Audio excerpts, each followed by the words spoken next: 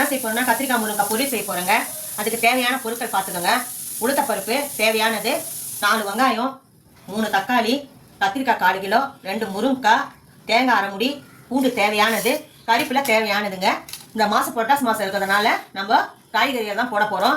காய்கறி வீடியோவை பாருங்க, சரிங்களா? தேவையான அளவுக்கு எண்ணெய் ஊற்றிக்கலாங்க. கடாயில் கொஞ்சம் வடவுங்க,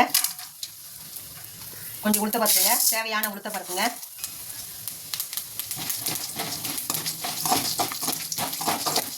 பூண்டு கொஞ்சோண்டு போட்டுக்கலாங்க.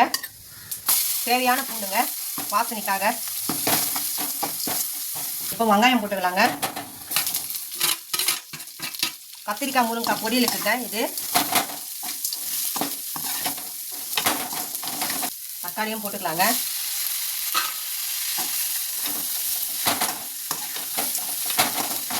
சாப்பாடுக்கு நீங்கள் பெசஞ்சு சாப்பிட்லாங்க. இதை ரசத்துக்கும் பெசஞ்சு சாப்பிட்லாம், ரசத்துக்கு வச்சுக்க சாப்பிட்லாம், சாப்பாடுக்கு பெசஞ்சு சாப்பிட்லாம், நீங்கள் புளி சாதத்துக்கு சாப்பிட்லாம், எல்லா சாப்பாடுக்கும் வச்சு சாப்பிட்லாங்க. நல்லாயிருக்கும். இதை வீட்டில் செஞ்சு பாருங்க. தேவையான கறிப்பிலை போட்டுக்கலாங்க. எல்லாத்தையும் போட்டு பொன் வரல வறுத்துக்கலாங்க.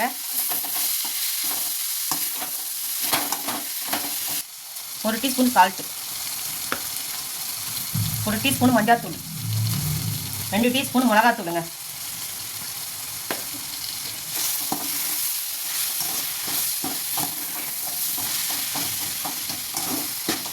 கத்திரிக்காய் முருங்கைக்காய் போட்டுக்கலாங்க. வதக்கிக்கலாங்க.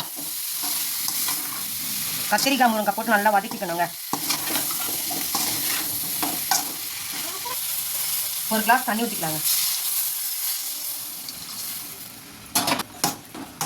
10 நிமிஷம் வந்துடுங்க.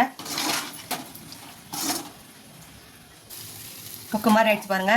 எல்லாத்துக்கும் வச்சு நீங்கள் சாப்பிட்லாம். இப்போ தேங்காய் போட்டுக்கலாங்க. இனிமேல் திருவிக்குங்க. திருவிட்டு இப்படி போட்டு ஒரு கலருங்க.